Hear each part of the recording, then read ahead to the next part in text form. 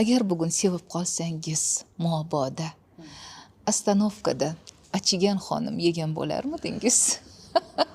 Ajoyib savol. Endi sevib qolishim juda qiyin. Nimaga? Sevgi Allohdan-ku. Nimaga ishonch bilan aytyapsiz? Nima uchun? Yo'q, umidim yo'q. Yo'qmi? Yo'q. Umid. Yo'q. Sevgisiz Sevgi yashash- borasida. Sevgisiz yashash mumkinmi? Baribir Endi atrofdan kelib chiqib gapiraman. Xo'p.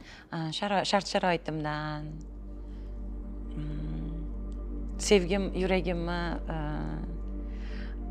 Alloh band qilgan, masalan, yaratganga bo'lgan sevgi, uni rozi qilish, Xo'p. Allohni sevish, insonni sevishsiz sodir bo'lmaydi.